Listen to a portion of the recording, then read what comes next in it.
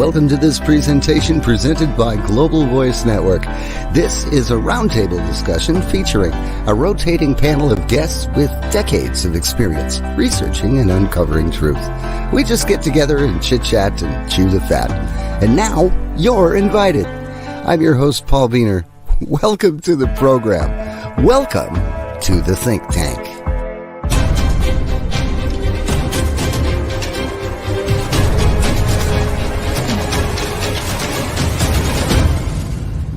Welcome to the program. This is Paul, and this is the Global Voice Network.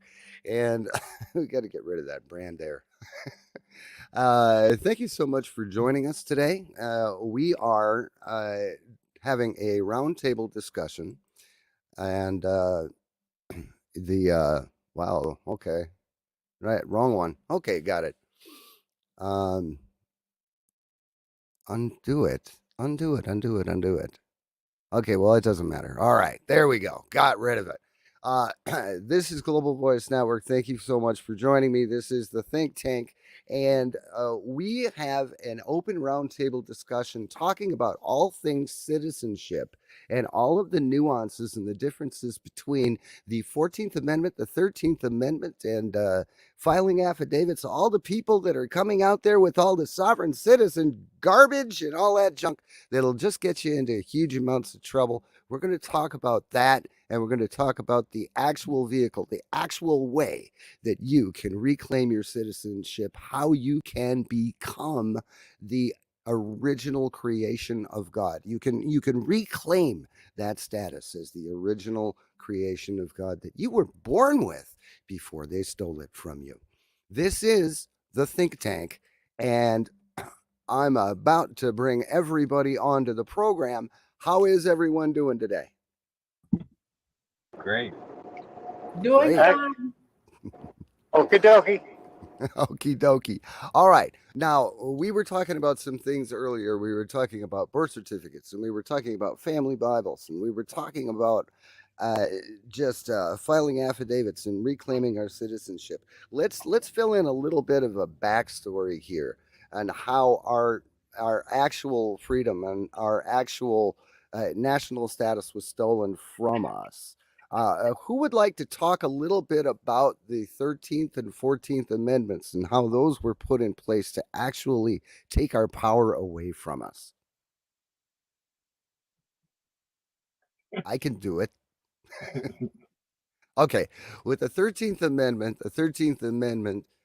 specifically stated that neither slavery nor involuntary servitude would be permitted in the United States. Okay. But purely by virtue of the law of omission, anything that's omitted is acceptable and is permitted. So the law of omission is voluntary servitude, is okie dokie. So whenever you check a box that says, yes, I'm your serf, or check a box that says, yes, I kneel to your authority, you're actually you're giving away your rights, your God-given rights to a creation of man, to a fiction. The 14th Amendment is how they kind of brought it all together, where it says all citizens, all persons born or naturalized and all citizens and subject to the jurisdiction thereof. Thank you, Lisa. And subject to the jurisdiction thereof are citizens of the United States. Okay, now that's an and statement. It's a two-part statement. And residents of the and state residents wherein they reside. Now, Lisa, I just knew that you were going to save my bacon by clarifying that. Do you want to go through that, like that first line and explain it? Because I'm sure you can do it better than I can. Okay, well, if you I don't know about that. Oh, come on. Okay, so all persons born in the United States are citizens of the United States, and not are subject, but and subject to the jurisdiction. So if some are subject to the jurisdiction. There are some that are not. Because of and. Right. It's and subject to, not are subject to. That's a key word there. Okay. Wow. I'm. Excuse me, Paul. Can I Yeah. just ask a question? Is that and or and are? Okay. Let's go through it. All persons born or naturalized in the United States and subject to the jurisdiction thereof are citizens of the United States and of the state wherein they reside. So that statement says that there is a dual jurisdiction. They're subject to the jurisdiction thereof. They are citizens of the United States and of the state wherein they reside. So there's a dual status there.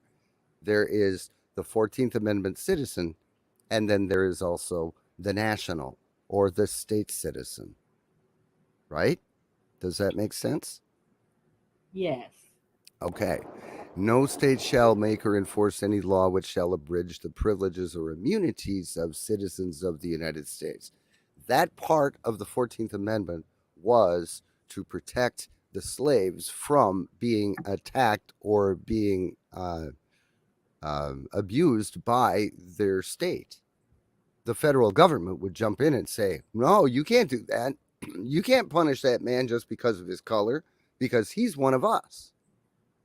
That is what that is for. The 14th Amendment, right then and there, is what puts the teeth in the system to protect the former slave. But through the 14th Amendment, they have made everybody slaves through two questions. Now, every form that you filled out that asks you if you're a citizen of the United States, does that form ask you if you're a national? No. It asks you if you're a citizen of the United States. Does it ask you if you're a resident? Yeah, Yes. it does. But a resident of what? They don't explain. So when it says, are you a citizen of the United States, and you check yes, and then it says, are you a resident, and you check yes, you think that being a citizen of the United States means the collection of states, all of the states. But what they mean is the United States Corporation in Washington, D.C. That's the citizenship they're asking if you're claiming. The And are you a consent of the resident? governed. Yeah, the consent of the governed. And when it asks, And residency is also, we think, where you live. yeah, But legally, it's what political jurisdiction you're under. exactly. So they ask you these vague questions, you answer them, not knowing what those questions actually represent, and volunteer into a system that obliterates your God given rights and replaces them with privileges. And you never even saw it coming. You And didn't the even know it was privileges happening. are commonly known as civil rights. Right. So, privileges are civil rights, and those are the only rights that could be granted. And privileges, more so privileges. Now, that's the backstory. Okay. And there's a great program on Eurofolk Radio. It's Monday through Saturday from 11 to 1 p.m. Eastern, 11 a.m. to 1 p.m. Eastern. It's on Eurofolk Radio, and it is the Roger Sales Radio Ranch, where he talks about all of this stuff. Actually, what this roundtable is we're just kind of the leftovers after the show is over. We just kind of hang out in the room and we talk about this, that, and the other thing. And I thought it would be really interesting to bring these topics to a broader audience and a great number of more platforms. So, where else can we go with this? What part of this? Where else can we go? I didn't know they were trying to play Massa May I. Yeah, yeah. Well, I didn't know that either.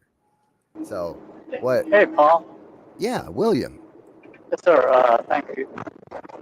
Sorry for the background noise. There is a caveat to that citizenship. According to my understanding, there's actually a third resident alien. You get a certificate of non-resident alien for the people who live in Swains Island and don't you remember Roger talking about that? The American Samoans. Right, right. So that's where they have hid the national status behind.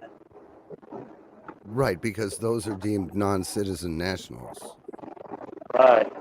Yeah, and non-citizen nationals is a classification, is a political status that is recognized. Citizens is a political designation that is recognized by the United States, and they also recognize U.S. nationals, but they don't say that. They only mention that in one or two places. In all of the mile high legal books and uh, codes of federal regulations and everything else, they only recognize that status in a couple of places to make it almost impossible for you to find it. So earlier we were talking about how to prove that you're not actually the 14th Amendment citizen, how you do that. And how to do that is you file an affidavit with the U.S. Secretary of State claiming that you are not a 14th Amendment citizen of the United States, that you are declaring that you are a national and that you owe any allegiance you owe is owed to your birth state or your creator and not a corporate fiction, not the federal government. And where can we go with that? Where can we go with that? Well, to me, that kind of goes back to the debate that we have on here a lot of times, being state citizens versus federal citizens, that we all still kind of debate back and forth on what's right, what's not. Right. And a lot of people, they don't even want to claim state citizenship because, Because, go ahead, Paul, sorry. no, go ahead. I mean, Because all the states right now are functioning as territories of the federal government. That's another part, I believe, of the 14th of the territories. And somehow or another, through all this stuff, all the states have become territories of the federal government. through becoming subcorporations of the federal government. And how that happened was prior to the creation of the U.S. federal government and the reorganization of the country under a corporate fiction. Minnesota State, Colorado State, Texas State, um, California State. Okay, that's enough examples, I think. Those were the original sovereign national states. Okay, they were the original territories. But when the U.S. corporation was created and the states were folded in to the brand spiffy new 14th Amendment Constitution, there are two constitutions, seriously. There's a constitution for the United States of America. That was the one that was signed originally. And then there is the Constitution of the United States in all caps. There are two different, completely different documents. The first one was the founding document of this nation. The second is nothing more than a corporate charter of the U.S. Trading Company, formerly the Pennsylvania Mining Company, before they moved the seat of the federal government from Pennsylvania to Washington, D.C. So let's get those two distinctions all straightened out right now. But One of when the One Go of the ahead. things you said, Paul, was the original states being the original territories. And I never really thought of it as that. I think of the original states and how it's supposed to be as they're actually independent nations. That's your country. Your state is your country. And when I try to explain that to people, I reference in like Europe and the European Union, but you have all the individual countries, that are still very independent. And that's how our states were supposed to be. Right. And what the EU tried to do was the EU tried to create a model in Europe that matched the United States, the North American model, where these individual countries actually just become states of a whole, kind of, sort of. Yeah, So, they relinquish a lot of their independent powers for the central. It's not good. I absolutely. have a question, Paul. Sure, but let me make one point really quickly. When they say state of Minnesota, when they say state of Nebraska, state of New York, those aren't the original countries. Those aren't the original sovereign state countries. Okay, those are the corporate fictions, and they are subcorporations of the U.S. Corp. Okay, Nadine, what's your question? You just answered it. Okay, I all got a, right, I got a question. all I right. guess Would it be considered confederated states? Is that the right term? Confederated? Yeah.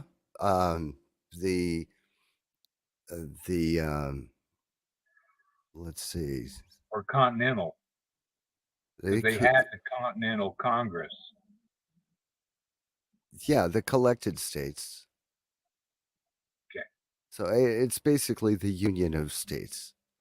So because let's be clear, Minnesota state with a small s is Minnesota, and a state says what it is.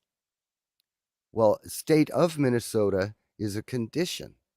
It could be a state of Minnesota, or it could be a state of confusion.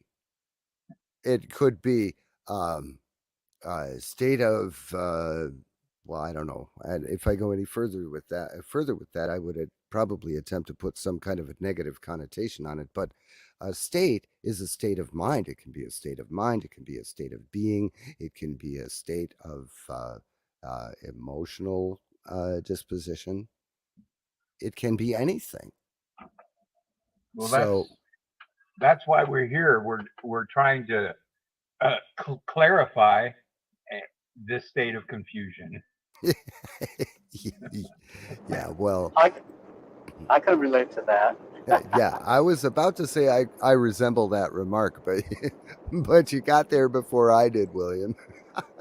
Well, Touche. here's one way of looking at it, Paul. Correct me if I'm wrong, though. There are two states in every state. One is traded on Brad and Dunn Street. The other one isn't. Like I'm from the state of Ohio, right? But I Hmm. was born in Ohio State. According to my driver's license, I'm state of Ohio. Right. That might make some sense. Okay, so there's two different states for each state, and they're both traded on Dun and Bradstreet.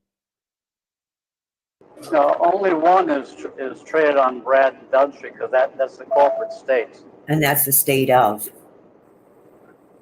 Okay. Correct. I'm from Ohio too, William. And Ohio State, it's just a university and a football team.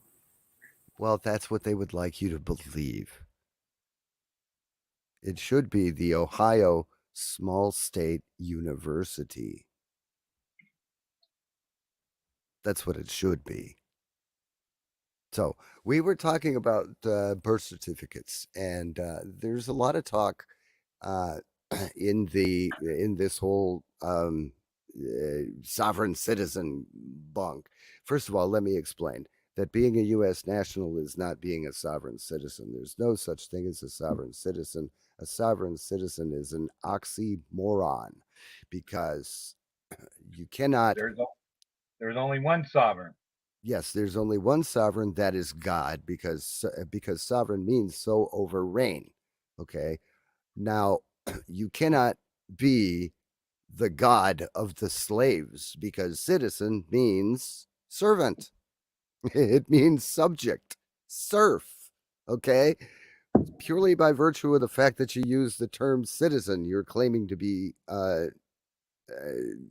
under somebody's thumb, under somebody else's jurisdiction, other than God. And God specifically says that's a no-no. You're not supposed to do that. So, but uh, a lot of these sovereign organizations or sovereign groups, and I'm not going to mention any names, but many of them have like huge multi-page affidavits and their rescissions of this and removal of that and everything else, like trying to unwind the Gordian knot when really it only takes one step to unwind the Gordian knot. So we're not talking about those guys that have you like study for 3 to 6 months to get a stack of paperwork that you file with your state and um, and all that and charge you money for that. You know, if you can't do this easily, cheaply, freely, and of your own hand, it doesn't matter. It doesn't work. So the Radio Ranch Rogers sales plan is you do it easily, you do it cheaply, you stand in your own power, you stand in your own right, you file a one-page affidavit, and you're done. Okay, you're finished. No, No other work to be done other than to continue to learn the information and learn the right. difference between being a slave and standing in your own power. And that study will never stop. Once you get into this, it's like, wow. And I have to say, this conversation started after Paul uh, suggested we watch a video titled Hierarchy by Romley Stewart. And it was very confusing before I saw it a while back, and it was very confusing. Today, it made so much sense after listening to Roger and all these people on the Jitsi um, conversations. It made so much more sense to me today. So all this information is very confusing, and it comes at you like a freight train, but you just slowly have to listen and get the concepts, and it'll ring to your soul. Yes, Thank you, Paul. it absolutely will, and thank you, You have a Sketch. thirst for the truth. Yeah, well, that was the thing that I wanted to add to that. Is yes, you do you do like embark on a land of perpetual study, but you do so with enjoyment and with personal empowerment, and you do it and just without even thinking about it. Whenever you hear something like either on the news or you hear somebody talking about something, you already know enough about the backstory and about what happened to know that what you're seeing is wrong. It's incorrect. And you can immediately store that in your lexicon and you can use that as ammunition or supporting evidence for when you're talking to somebody about this very thing. It becomes an empowering favorite hobby. I mean, what it did for me. What about everybody else? Well, I can say that um, the affidavit didn't really change anything, but it changed me, and it gave me power and empowered me to take a hold of this information and explore it and talk about it on with other people and bounce ideas off, and it just empowered me to keep trying to discern the truth. Right, and over the course of many discussions and many enjoyable discussions, and things are brought up that things are brought up that people can talk about, and here's a collective, it's a group, and these are people in this room. These are people that are outstanding. They're amazing. They don't hang out all day long with their noses in a smartphone. They're hanging out, talking to people of like mind, and sharing information and ideas, and building on one another's histories, building on one another's knowledge and research. Isn't that right, Sketch? Yep, we're trying to lift everybody up, not just ourselves. Anybody that will listen, we'll just try and share and bring them up to speed and say, "Welcome home, brother." We're part of this. We're part of this collective that is God. Right. Now, some of the things that were talked about in that video, what were some of the things that really struck you as, and well, gee, they were right there in front of my face my entire life, and I never saw what it actually meant. What were a couple of the aha moments in that video for you? Are you asking me? Yeah.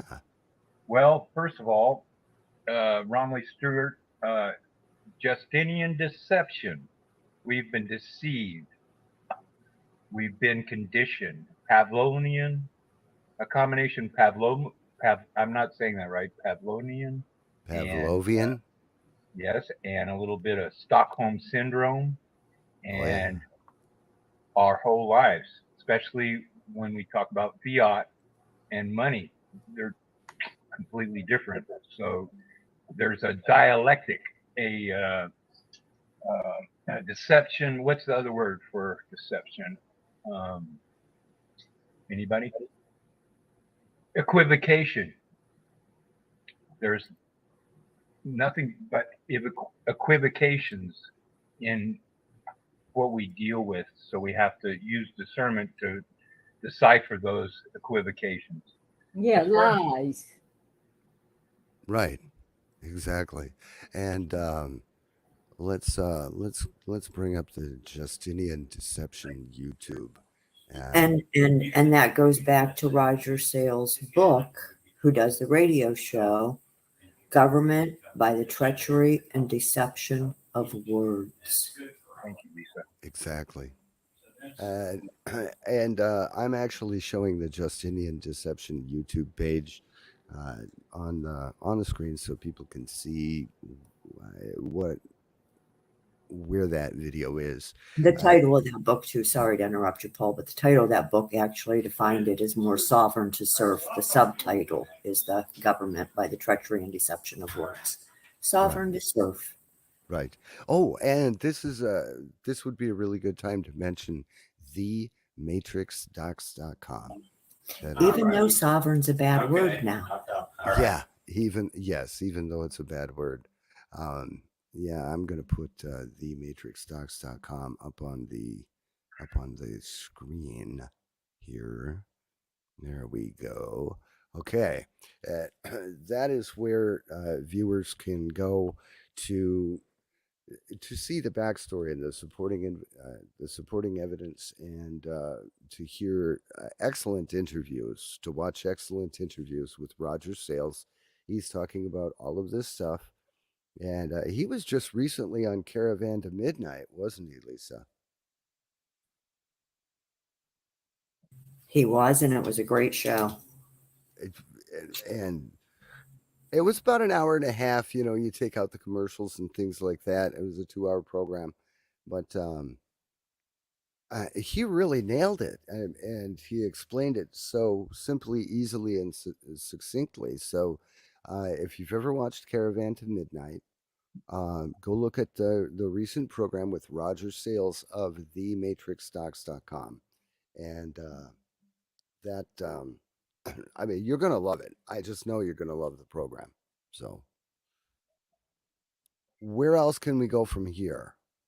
Well, I'll comment on the Caravan to Midnight. He goes over just the beginning of the foundations, basically the iceberg what's under the iceberg he just starts to get into, the one that's that's buried and we don't see, but he Right. exposes the foundations in the beginning.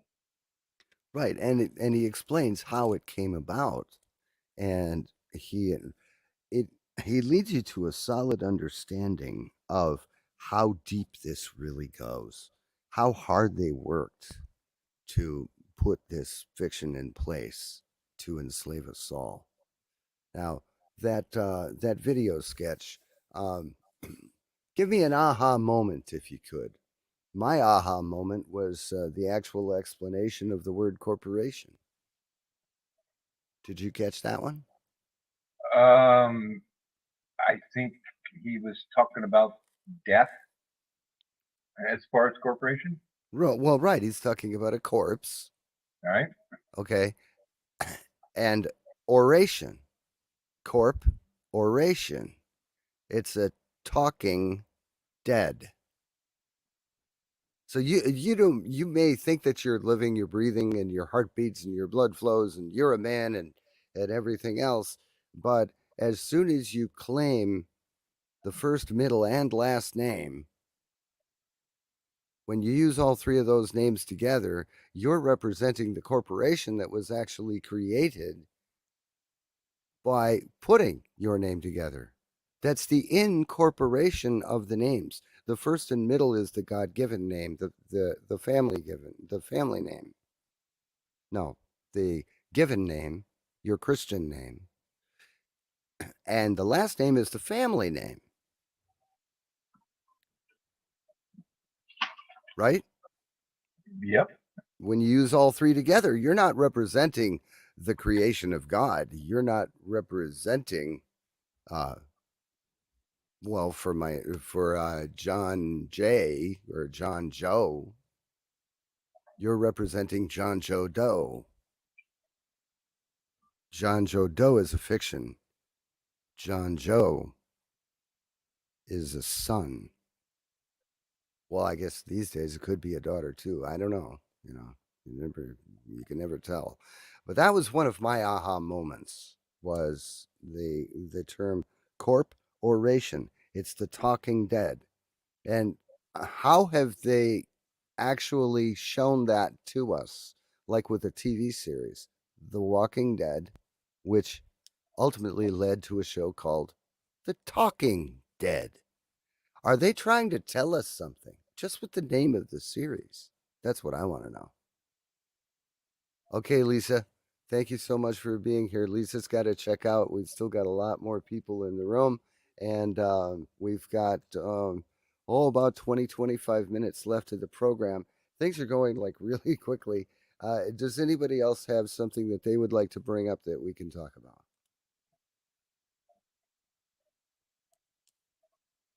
Because I can bring. Okay, Paul. Okay, we've got William and we've got Nadine. William, let me get Nadine first, and then I'll circle back to you. God, I hate using the term "circle back." I really got to wipe that out of my vocabulary. Hi, Nadine. How are you? Hey, Paul. I was just thinking back. The last 2 or 3 years with everything that's going on, there's something new every day. Uh, that were trials and tribulations, Mm-hmm. and I was feeling powerless. What can we do? What can we do? Well, now I feel like I'm empowered because I can concentrate on this. And I learn something new every day that strengthens me and gives me, empowers me and gives me hope. That's exactly right. It really does. It gives you a focus, it gives you a direction, and it gives you the mindset that you're the one that's responsible for your own health, happiness, and peace of mind. And this gives you a vehicle to obtain that, to regain that. Isn't that right? That's exactly right. Exactly right. Uh, thematrixdocs.com is a website. You can go watch interviews. There are downloadable uh, downloadable pieces, downloadable sections. There's a section of exhibits there. There are excellent documents that actually show where the U.S. Supreme Court has stated that citizens are property. Yeah, you heard that right. The U.S. Supreme Court has actually stated that citizens are property. How can that be? And why hasn't anyone told you this before? Northmead, do you have anything to add? Anything that you were thinking about? Anything that was weighing on your mind today, or curious about? And yeah, I'm watching the chat. You're probably going to say, "No, I'm good." Go to William. Okay, all right. While we're waiting to hear from Northmead, William, come on in here. How you doing? Great. Thank you, Paul. And thank you to Nadine. I'd like to recognize Nadine for a minute because she brought up a point and about what was that earlier, Nadine, that you were talking about? Contempt prior to investigation? Well, there's a gentleman who wrote volumes on that in the past history, and his name was yes. Herbert Spencer. Did I get that from you? No, I got that from Charlie. Okay, but if you research, I've done a little research on it. Herbert Spencer and contempt prior to investigation.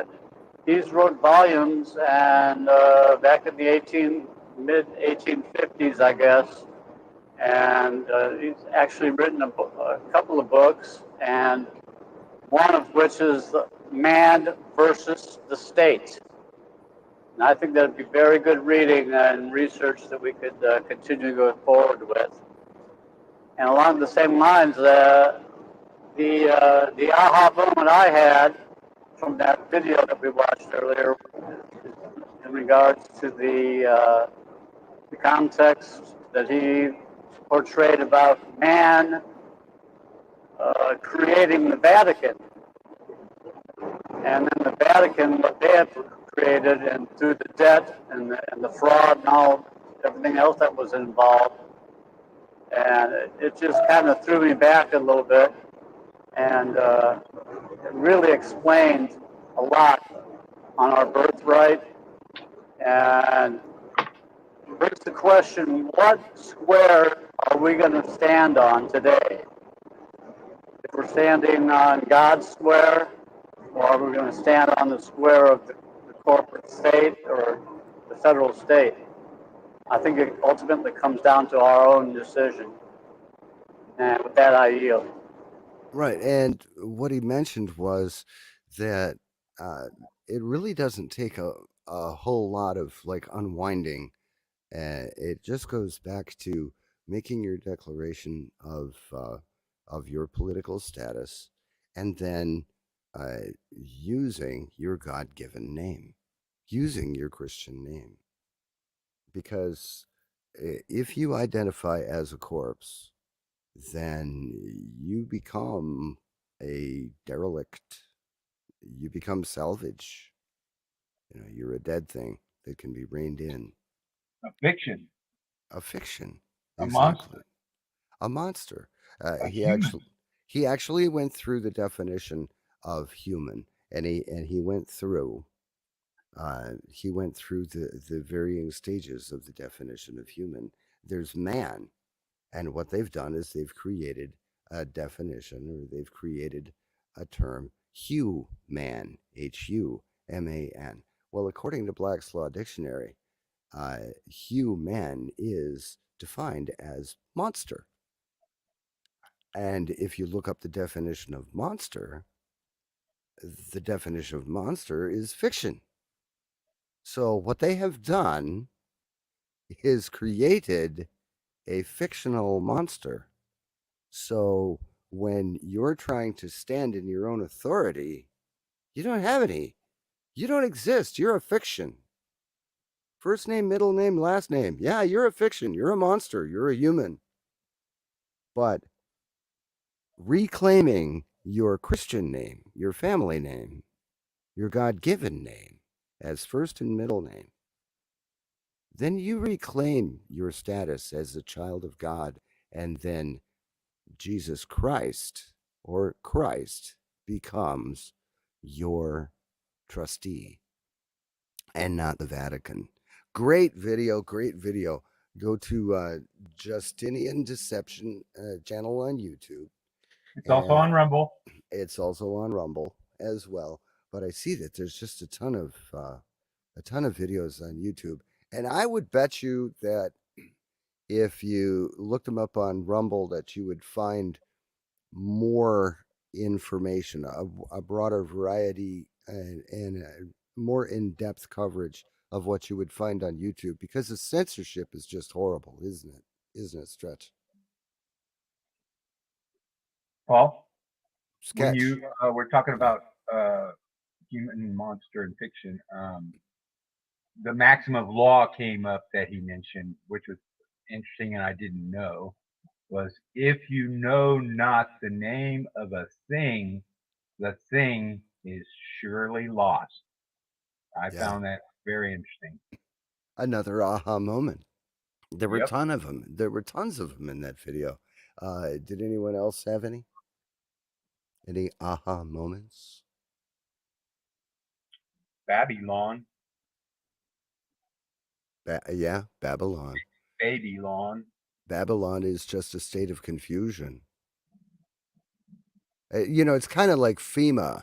There's a there's a lot of activity. There's a lot of things going on, but not many satisfactory results. Kind of. Is that just the state of the United States, or is that the whole world? What do you mean? What do you mean, Nadine? Babylon, the state of confusion.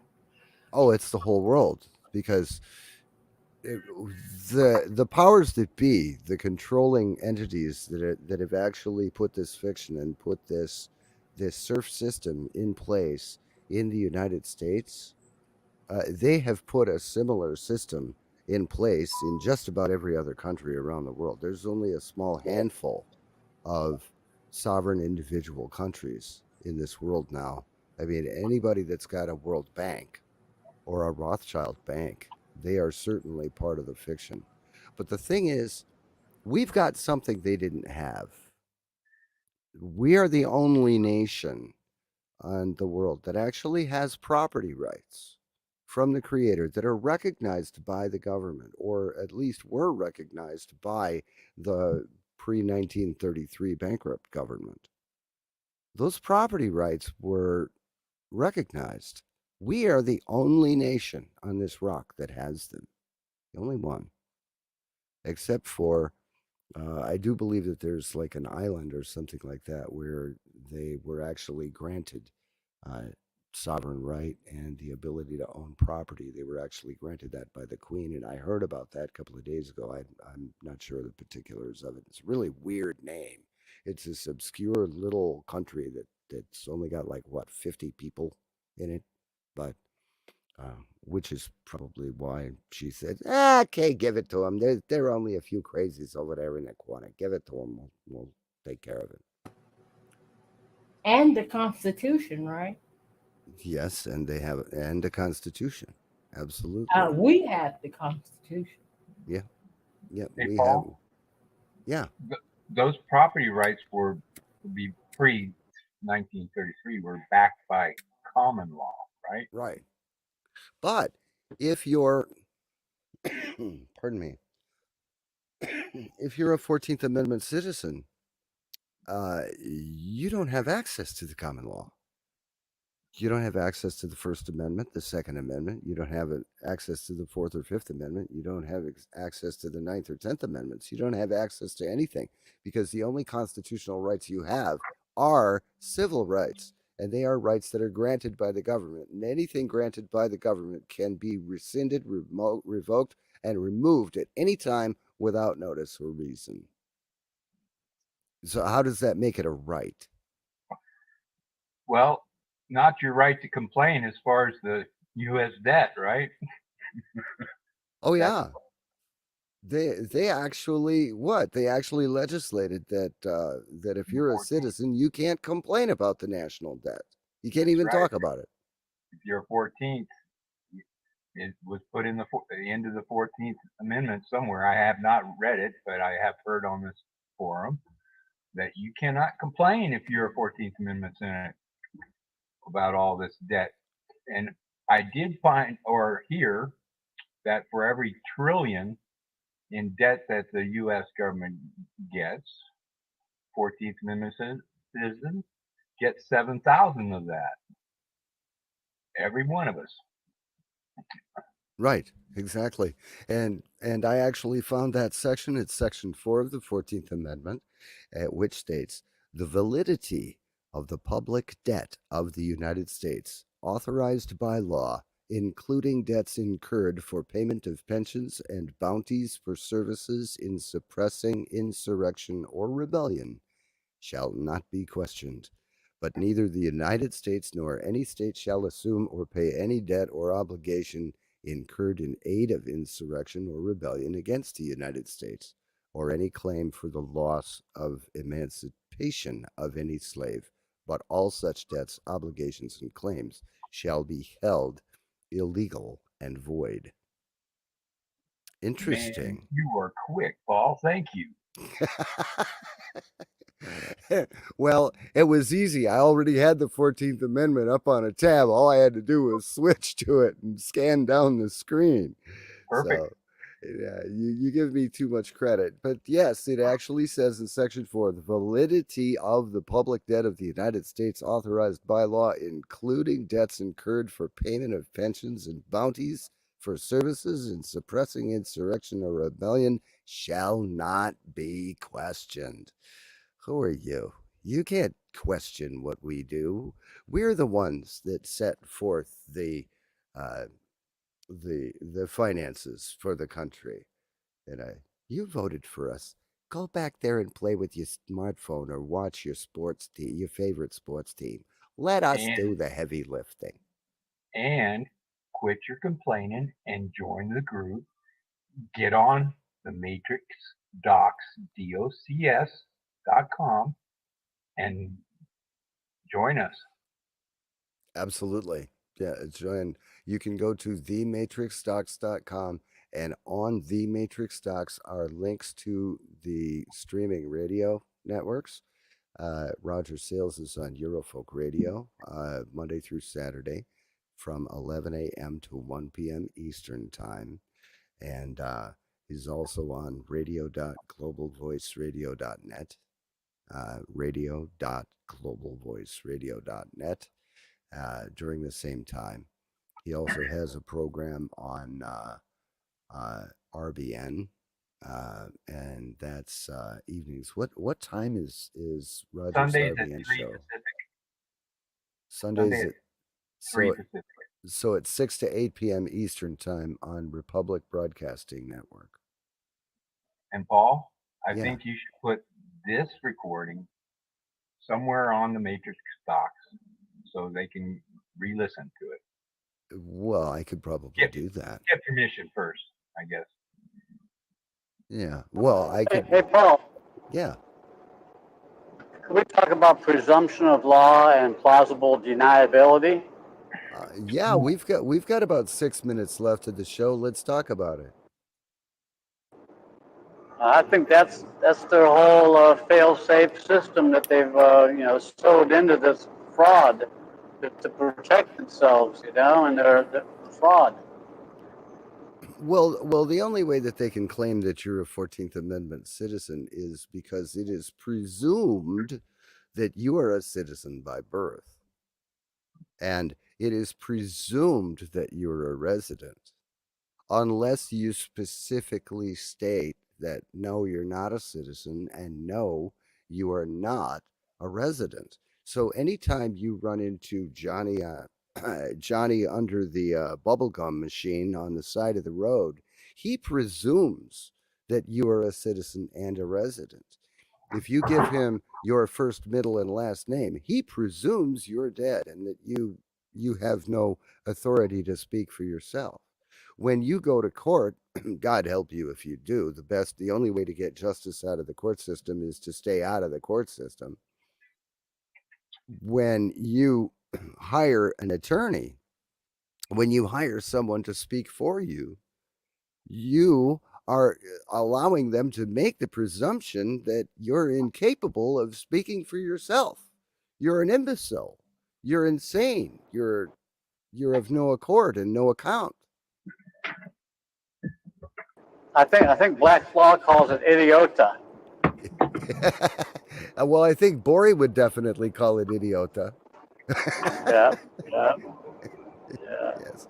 I bet I see he's not on here today. Hey Brent, do you have a couple of words for us? I think he's working. Yeah, I think he's working. He might not be in a position where he can talk.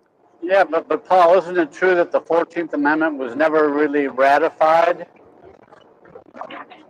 Right. Right. Yeah.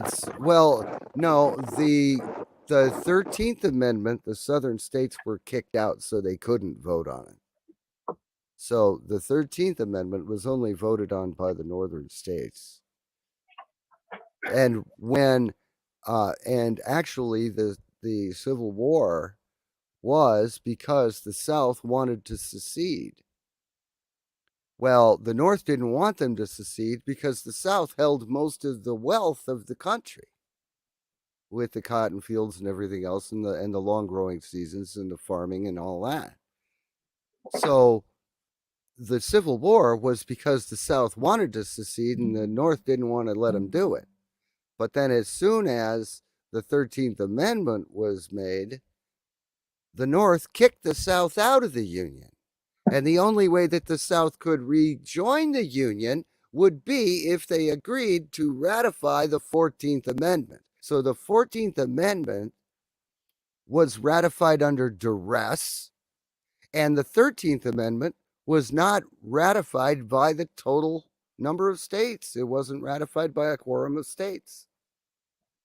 And those two amendments are the very core, they're the very crux and the basis of the slavery and involuntary servitude that we deal with today because of our own ignorance. We were never taught this in school, and they don't want this information to get out. You know what, Paul? What, Nadine? Roger said slavery is the most profitable business in history. They just found another way to do it. Well, exactly. What did they do? Prior to the 13th Amendment, there were slaves that were living on the plantations and working on the plantations, and the plantation owner had to provide them a plot of land to grow their own food. The plantation owner had to give them the opportunity to actually have some kind of heat if they needed it. The plantation owner had to use up part of his land to actually house his slaves. Well, now they figured out a way that everybody, so they have full unfettered use of the plantation. They don't have any wasted space. And everybody goes to work every day. They punch their own time clock. They make money and they pay 80 to 90% of it in taxes, fees, and living expenses just to maintain this rudimentary existence that is basically punching a clock day in, day out, day after day, same stuff, different day. They just figured out how to not have to pay for it. That's all they did. So, anyone have any closing comments before we end the show? We've got about 60 seconds. Well, I just want to thank you for the forum. And you were talking about, somebody was talking about plausible deniability. And I think if you do look at somebody named Colonel Mandel House, who is a Rothschild handler for President Wilson, and his letter to Wilson, he talks about plausible deniability. Oh yeah, the House letter to Wilson. That's big stuff. I was trying to find it. I can't find it. Yeah, and it was in private letters, right? Yeah, well, I think so. Yeah. I was going to read it, but can't find it. Okay. Well, perhaps we'll do that another day. I want to thank everyone for being here.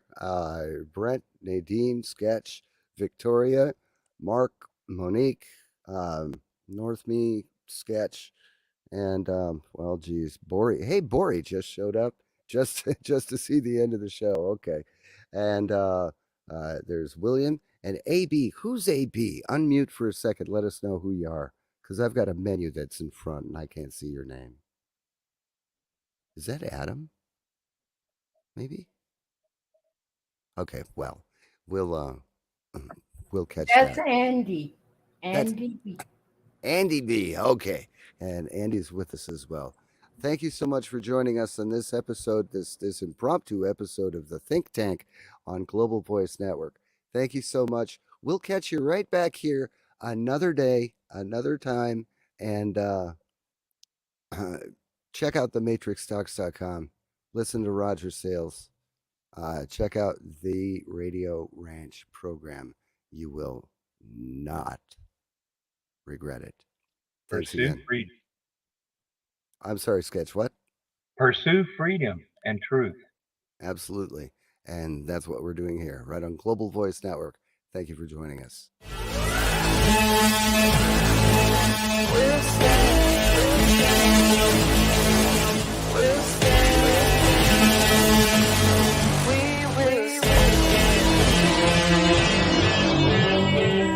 Standing tall.